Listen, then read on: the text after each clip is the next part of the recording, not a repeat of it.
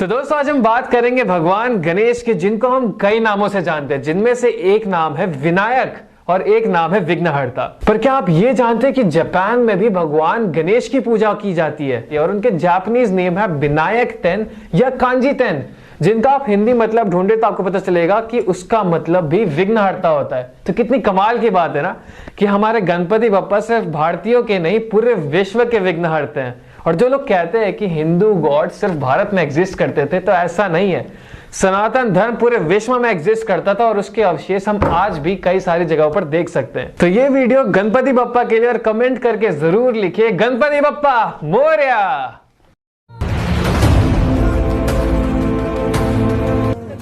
चरवाही करते हैं। चरवाही करते हैं। मोदी जी कैसे काम कर रहे हैं? मोदी जी देश में पहला प्रधानमंत्री हमारे देखने में नेहरू के समय से आए हैं, जितना ईमानदार और योग्य ईमानदार हैं। हाँ।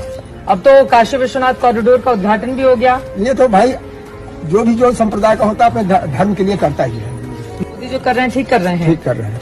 आप सुनने में आए हैं कि मिठाई बांटे थे जब वो जीते थे। हाँ, 500 रुपए लड्डू बने पड़ा था। गोबर उठाने वाला आदमी। गोबर उठाते हैं आप? हाँ, रखे। आपकी आंखों में आंसू आ गए ये कहते हुए। इसे भावनात्मक लगाव है मेरा। किससे लगाव है? पीएम से। क्यों मानते हैं इतना? इसलिए कि देश के सबसे पहले आदमी हैं, इतने ऊंचे शिखर पे राजा हमारे देश के, और ईमानदार और योग्य हैं।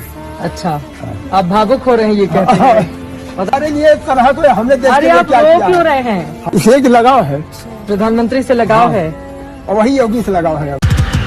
न धरती थे न धर्म थे न धर्म ग्रंथ था कोई सनातनादिनंत, जो वो धर्म हिंदू है वही विनम्र हूँ, ये भ्रम न करके चुप रहूँ जो धर्म पर कोई अगर अधर्मी आंख पाप से उठाई तो न माप की हो बात फिर तू लक्ष्य भेद करके तीर चाग चाहे पार्थ तुच्छ स्वार्थ को मिटा के तू दिखा दे पूरे विश्व को प्रलय की रुद्र दृश्य को, वो भीष्म सी प्रतिज्ञा हो जो वज्र से भी ना डरे।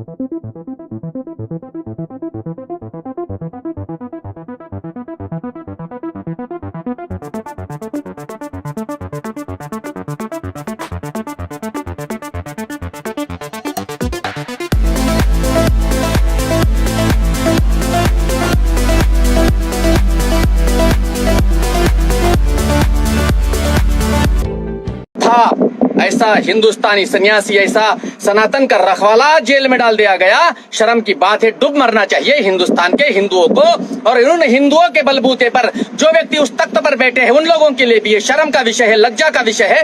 तुम्हारे होते हुए भी, संवैधानिक इतने बड़े पद पर बैठने के बावजूद भी, एक भगवाधारी, एक सन्यासी जो सनातन की रक्षा करता है, जिनके चरणों में राम बैठे थे, जिनके चरणों में भगवान कृष्ण भी बैठे हैं, ऐसे सन्यासियों को जब जेल में डाल दिया जाता है तो ये शब्द बहुत बड़ा घृणा पैदा करता है। ऐसे संविधान के पद पर बैठे हुए उन नेताओं को डूब मरना चाहिए शर्म से कि तुम्हारे होते हुए सन्यासी जेल में बैठा हुआ है। लाज नहीं आती?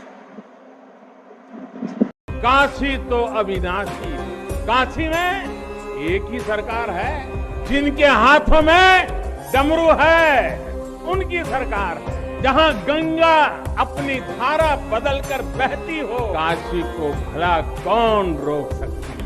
बीते 7 वर्षों से काशी में चल रहा विकास का महायज्ञ आज एक नई ऊर्जा को प्राप्त कर रहा है। हम सब जानते हैं, हम तपस्या जानते हैं, देश के लिए दिन रात खपना जानते हैं। नए भारत में अपनी संस्कृति का गर्व भी है और अपने सामर्थ्य पर उतना ही भरोसा है। नए भारत में विरासत भी है और विकास भी है। महादेव की कृपा से, हर भारतवासी के प्रयास से हम आत्मनिर्भर भारत का सपना सच होता देखेंगे। This is absolutely unfair, and it again goes to show that this government will try and silence the voices of those who have a strong voice and have a strong opinion and speak against this government. I'm going to be talking to the chairman. This just cannot happen, and this is unheard of in a parliamentary democracy. This is unheard of in a democracy, and what rules are they talking about? What rules are these? Aren't you aware of the rules? तो आप क्या chairman से I will be speaking to the chairman, but that this is extremely unfair. This is extremely undemocratic. This is a way to silence the opposition voices. This is trying to take our voices away on important bills that are going to be coming up for discussion. And this suspension does not hold good under any legal purview, as per my understanding. And I'm going to take this up. Congress जो कहती है वो करती है। प्रदेश में कांग्रेस की सरकार है, यहाँ कांग्रेस का बोर्ड आपने बना लिया है। अलवर में भी ऐसा काम करेंगे जो यहाँ अलवर मिशन रहेगा। क्या कल एसीबी ने 80,000 रुपए रिश्वत लेते हुए अलवर के नगर परिषद सभापति बीना गुप्ता और उनके बेटे कुलदीप को गिरफ्तार किया है। आरोप है कि सभापति ने 3.5 लाख रुपए की रिश्वत मांगी थी। प्रदेश में कांग्रेस की सरकार है, यहाँ कांग्रेस का बोर्ड आपने बना लिया है। अलवर में भी ऐसा काम करेंगे जो यहाँ अलवर मिशन रहेगा। क्या कल कांग्रेस जो कहती है वो करती है। इस्लाम कोई धर्म नहीं है, मोहम्मद द्वारा ऑर्गेनाइज किया हुआ एक आतंकी गुट है जो 1400 साल पहले अरब के रेगिस्तानों में तैयार किया गया था।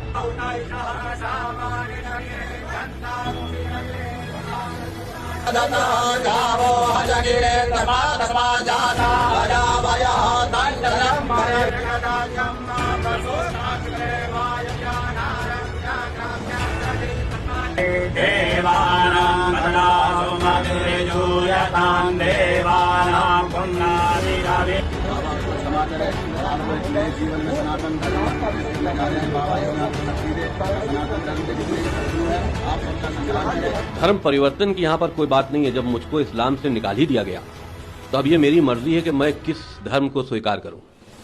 सनातन धर्म दुनिया का सबसे पहला मजहब है, पहला धर्म है, और जितनी उसमें अच्छाइयाँ पाई जाती हैं, इंसानियत पाई जाती है, हम ये समझते हैं किसी और दूसरे धर्म में नहीं है। और इस्लाम को हम धर्म समझते ही नहीं हैं।